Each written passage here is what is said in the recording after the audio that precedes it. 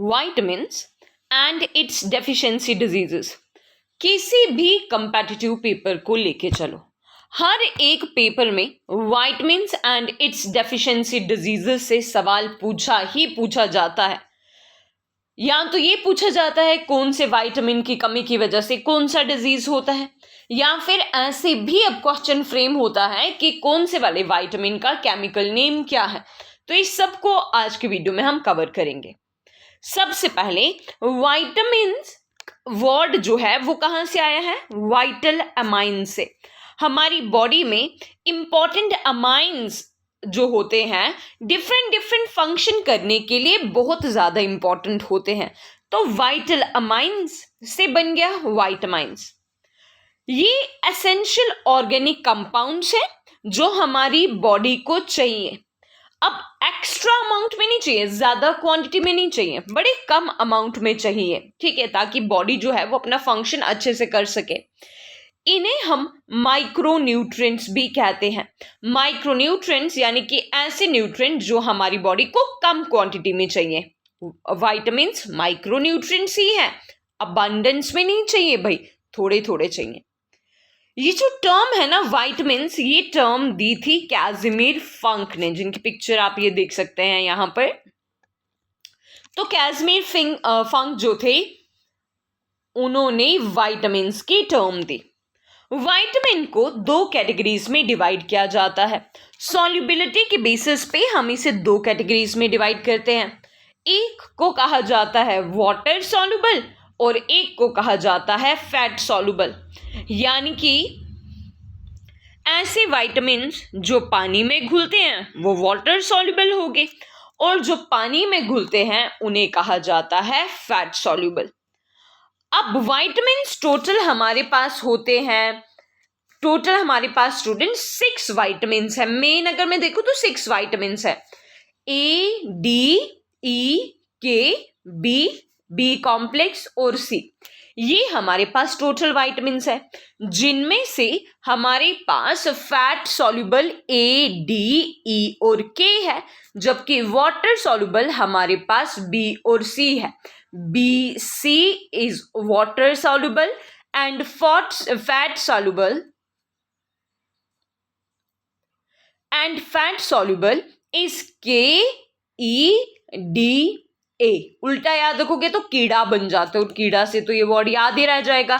B, C वाला water soluble है, जबकि जो कीड़ा वाला है वो फैट सॉल्युबल है, ठीक है, A, D, E, K।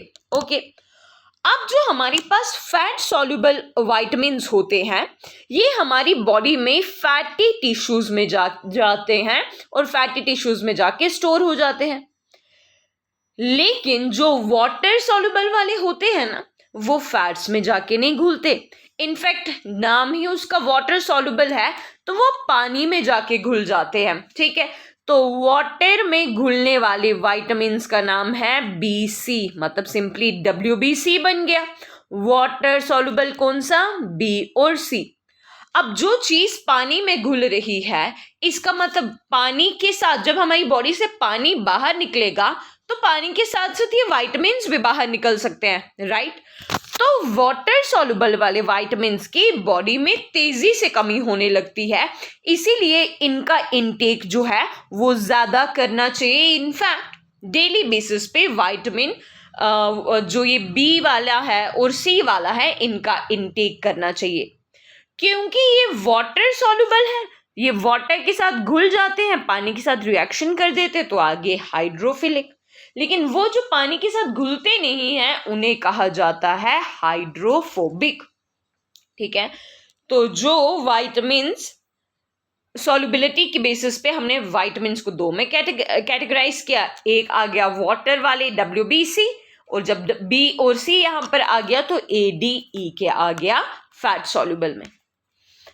सबसे पहले हम पढ़ेंगे इन सारे विटामिन्स के केमिकल नेम। कौन से वाले विटामिन का केमिकल नेम क्या है, सबको लेके चलेंगे, चाहे वो वाटर सॉल्युबल हो या चाहे वो फैट सॉल्युबल हो, सबके केमिकल नेम्स पढ़ेंगे।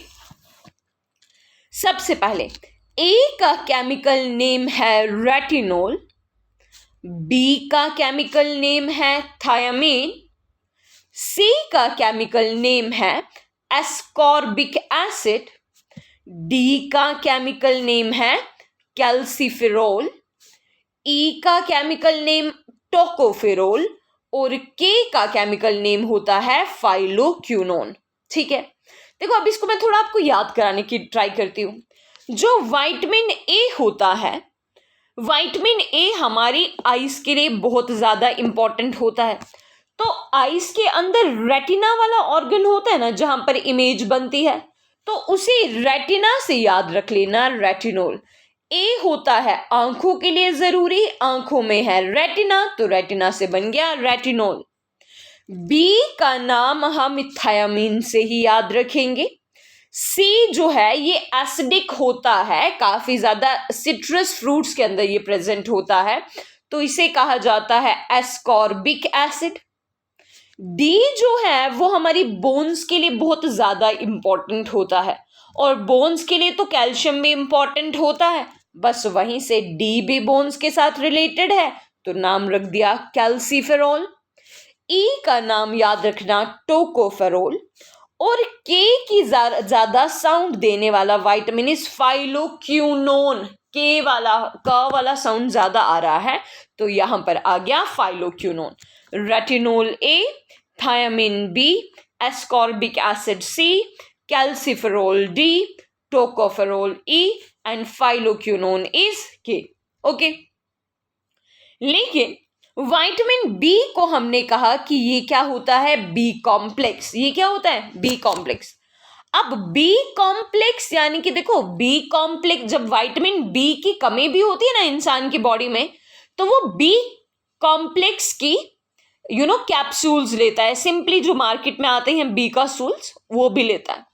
अब बीकासूल के अगर आप पीछे देखोगे तो वहां पर लिखे होते हैं कि इसके अंदर कौन कौन से विटामिन प्रेजेंट होते हैं, तो उनके पीछे आपको पूरी विटामिन बी के केमिकल्स नेम आपको पता लग जाएंगे। विटामिन बी जो है वो कॉम्प्लेक्स फॉर्म में प्रेजेंट होता है, वहां पर विटामिन 1 से लेके B1 से लेके 12 तक सारे विटामिन प्रेजेंट होते हैं। लेकिन देखो, विटामिन बी जो है ना, यहाँ पर सारे विटामिन प्रेजेंट है। यहाँ पर B1 है, B2 है, B3 है, 4 नहीं है, विटामिन B4 नहीं होता, 5 है, 6 है, 7 है, 8 नहीं है हमारे पास, देन 9 है, 9 के बाद 10 नहीं है, 11 है, 12 है। सारी विटामिन बी आपको कॉम्प्लेक्स फॉर्म में देखने को मिलते हैं, लेकिन जो विटामिन कौन कौन से बी वाली कौन कौन सी फॉर्म एग्जिस्ट नहीं करती, 4, 8 और 10, ये विटामिन बी की फॉर्म नहीं होती। बाकी सारी आपको विटामिन बी की फॉर्म्स देखने को मिलेंगी 1 से लेके 12 तक। और इन विटामिन बी के अपने अलग अलग केमिकल नेम हैं। B1 को कहा जाता है थायामीन, B2 को कहा जाता है राइबोफ्लेविन, B3 को कहा जाता है नायासिन और निकोटिनामाइड, B5 को कहा जाता है पेंटोथेनिक एसिड, B6 को कहा जाता है पाइरिडॉक्सिन, B7 इज बायोटिन, B9 या 11 दोनों एक ही है, पहले इसे 11 बोलते थे, अब इसे 9 बोलते हैं, ये आ गया फॉलिक एसिड, और B12 जो है उसे कहा जाता है साइनोकोबाल अमीन। क्या कहा जाता है, साइनोकोबाल अमीन। अब इतने सारे विटामिन्स का कैसे पता लगे कि B1 का नाम क्या है, 2 का नाम क्या है, 3 क्या है। देखो साइंस है, नाम तो ट्रिकी होंगे ही, है ना, लेकिन मैं थोड़ा ट्राई करूंगी कि मैं आपको इसको ट्रिक से समझा पाऊं। आप बस यहां पर ये याद रखना, थायामीन से थी ले लो, और राइबोफ्लेविन से राइबो ले लो, लास्ट का एन ऐड कर दो। फिर पेंटोथेनिक से पेंट ले लो, एंड देन ले लो पे, देन ले लो बायो, देन ले लो फॉल, और देन ले लो बच्चों से। तो बस आपने सारे ही विटामिन्स की शुरुआत के 2-2, 3-3 लेटर्स लेने हैं और वहां से ट्रिक बनानी है। देखते हैं क्या ट्रिक बनती है। यहां पर बन गया थी, और राइबो के साथ एन जोड़ोगे तो बन जाएगा रिबन। थी रिबन, पैंट पे भाइयों फूल सी, क्या बना? थी रिबन पैंट पे भाइयों फूल सी, थी रिबन पैंट पे भाइयों फूल सी। अब जब थी आएगा तो थी से थायमिन याद आएगा। रिबन का राइबो आएगा तो राइबोफ्लेविन होगा। रिबन में ही लास्ट में एन ऐड कर रहे हैं तो एन को या तो बोलेंगे नायासिन या तो निकोटिन अमाइड। पैंट जब बोलेंगे तो पैंट बन जाता है पेंटोथेनिक एसिड। पे जब बोला जाता है तो पे का मतलब है पायरिडॉक्सिन। बायो का मतलब है बायोटिन। फोल का मतलब है फॉलिक एसिड। और B12 पे था से तो बन गया साइनोकोबालोअमीन।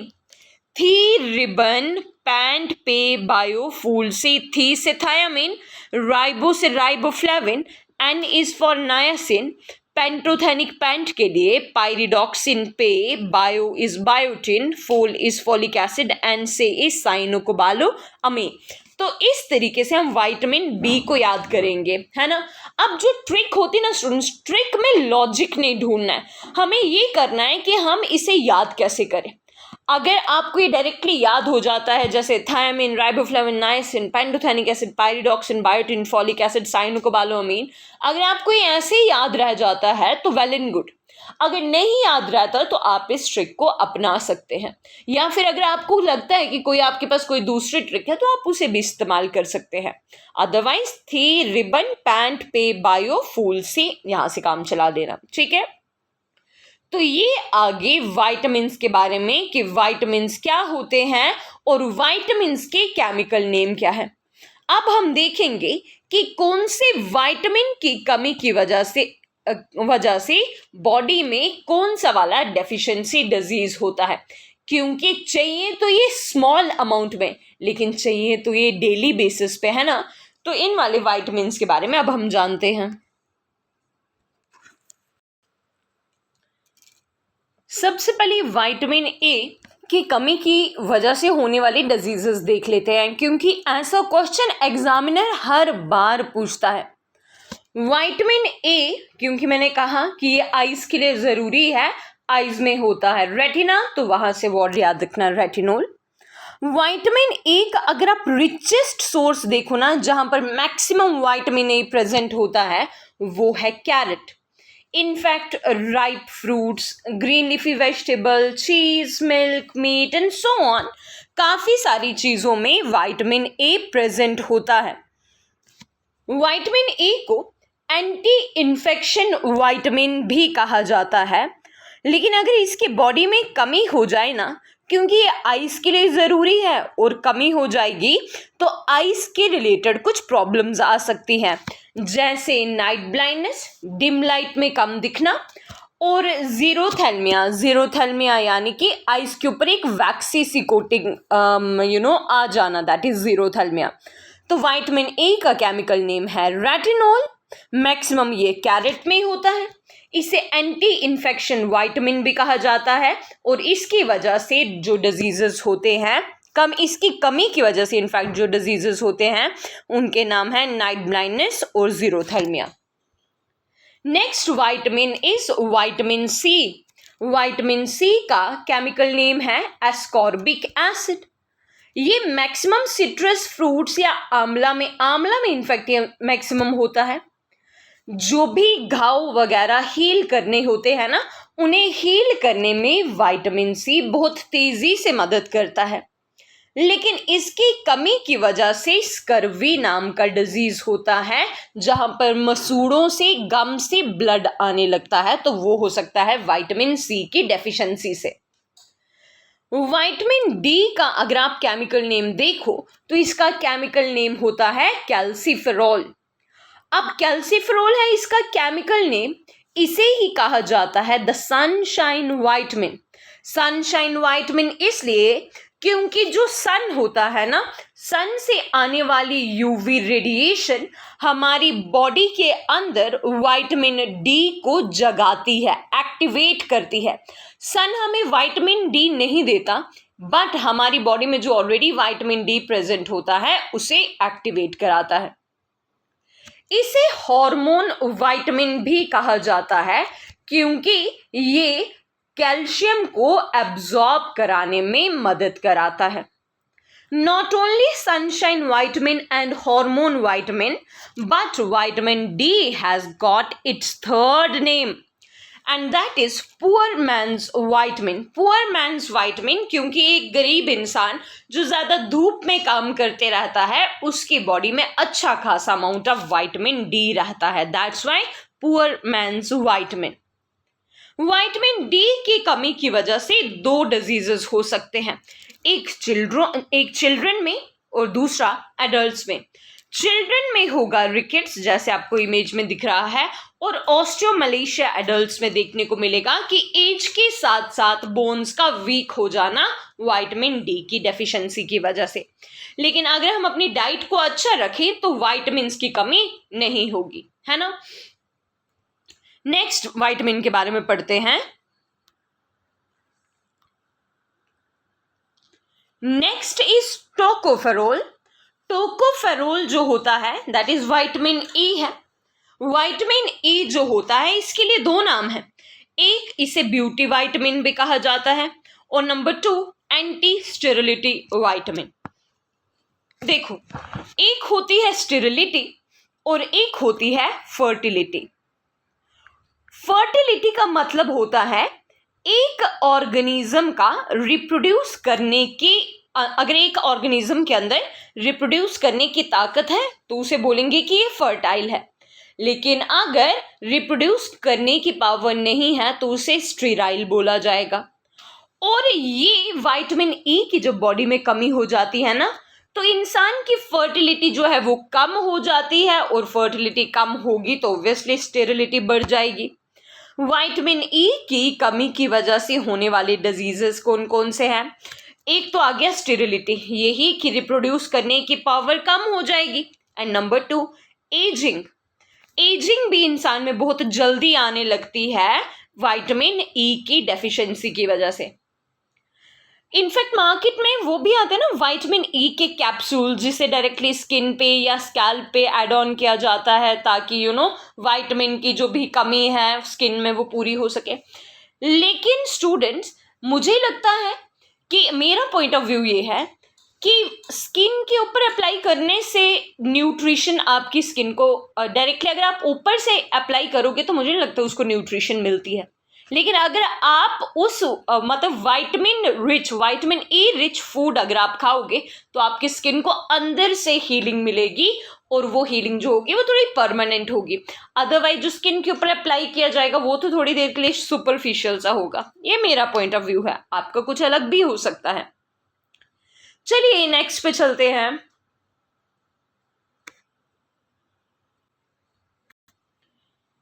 नेक्स्ट है विटामिन के. विटामिन के को कहा जाता है फाइलोक्विनोन. ये तो इसका आपको मैंने ऑलरेडी बता दिया chemical name.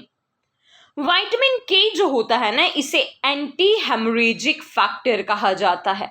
Anti haemorrhagic factor मतलब कि ब्लड की क्लॉटिंग में ये मदद करता है. अगर कहीं पर कट वगैरह लगा हुआ है तो वो आराम से हील हो जाएगा अगर विटामिन के की डेफिशिएंसी नहीं होगी, अगर विटामिन के प्रॉपर होगा. लेकिन विटामिन के की डेफिशिएंसी की वजह से ब्लड क्लॉटिंग डिले हो जाती है.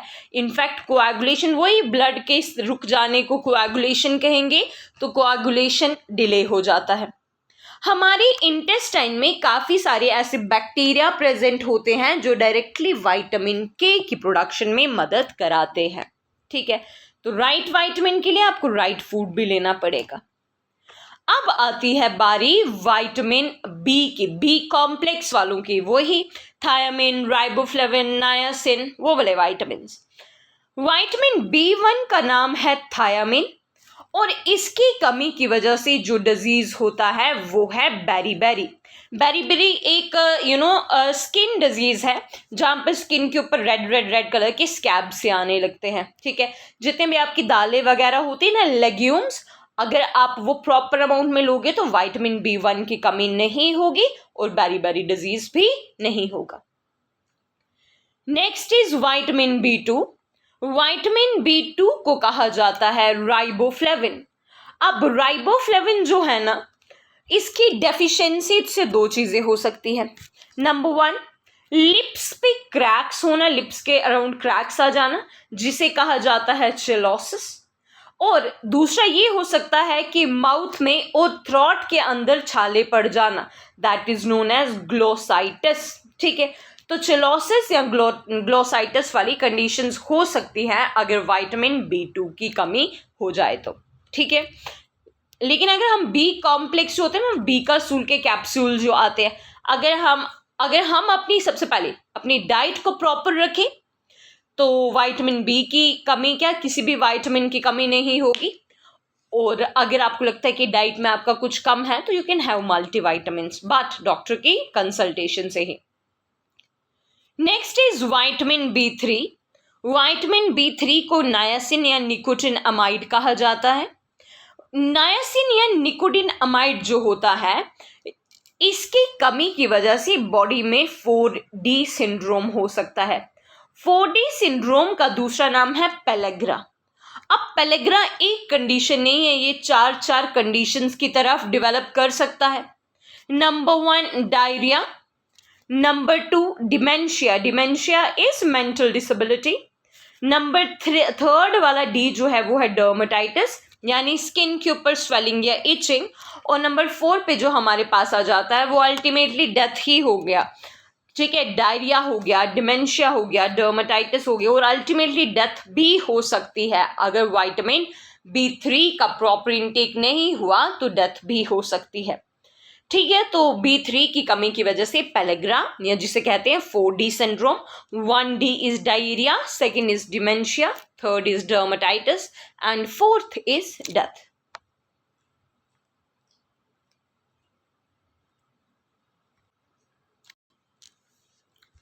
विटामिन B5 यानी पेंटोथेनिक एसिड, इसके डेफिशिएंसी से हो रहा है ग्रेइंग ऑफ हेयर, हेयर जल्दी वाइट हो जाएंगे, और मेंटल डिसेबिलिटी भी हो सकती है। तो यहाँ पे कुछ सोर्सेस भी लिखे हुए हैं, लेकिन सोर्सेस से आज तक अगर आप पिछले साल के पेपर्स को देखें, प्रीवियस ईयर पेपर्स को एनालाइज करें, तो वहाँ पर सोर्सेस का सवाल कम ही पूछा जाता है। आप डेफिशिएंसी डिजीजेस को याद रखें। विटामिन B6 का केमिकल नेम है पाइरिडॉक्सिन, और इनकी डेफिशिएंसी से होने वाले डिजीजेस हैं एनीमिया या फिर स्किन इन्फेक्शंस। एनीमिया या स्किन इन्फेक्शन हो सकता है। B7 को कहा जाता है बायोटिन। इनफैक्ट इसे विटामिन H भी कहा जाता है। इसकी कमी की वजह से पैरालिसिस, हेयर फॉल, डर्मेटाइटिस और न्यूरोलॉजिकल सिम्टम्स हो सकते हैं। Next is vitamin B9। B9 को कहा जाता है फॉलिक एसिड, और B9 की कमी की वजह से होता है एनीमिया या diarrhoea. Formerly it was known as B11 and now we call it B9। Last one is vitamin B12। B12 का केमिकल नेम है साइनोकोबालोअमीन। अब ये ऐसा विटामिन है जिसके अंदर कोबाल्ट प्रेजेंट होता है। तो ये जो इनके स्पेशल फीचर्स है ना, इनफैक्ट हर डिजीज में मैंने उसका फैक्चुअल डेटा ही लिखा है, हर विटामिन में उसका फैक्चुअल डेटा ऐड ऑन किया हुआ है। तो कोबाल्ट यहाँ पर प्रेजेंट होता है। अगर एग्जामिनर पूछे कि कोबाल्ट कौन से विटामिन में प्रेजेंट है तो वो है विटामिन B12। इसकी डेफिशिएंसी से होने वाली डिजीजेस के नाम देख लें। एनीमिया हो सकता है, शॉर्टनेस ऑफ ब्रेथ हो सकता है, पेल स्किन हो सकता है, या फिर थकावट यानी कि फैटीग हो सकता है। तो अपनी डाइट में सारे विटामिन्स को इंक्लूड करने का ट्राई करें। इनफैक्ट अपनी डाइट को थोड़ा कलरफुल बनाएं, जो भी आप इनटेक करते हो ना उसे कलरफुल बनाएं। वाइट भी हो, उसमें रेड भी हो, कुछ पिंकिश भी हो, ऑरेंज भी कुछ हो, है ना, ग्रीन चीज़ें भी इंक्लूड की जाए, ताकि बॉडी के अंदर किसी भी विटामिन की कमी ना रहे और हम एक हेल्दी लाइफस्टाइल अपना सके। ओके, अगर आज का वीडियो आपको अच्छा लगा होगा, हेल्पफुल लगा होगा एग्जामिनेशन पॉइंट ऑफ व्यू से, तो don't forget to click on the like button. See you in the next lecture.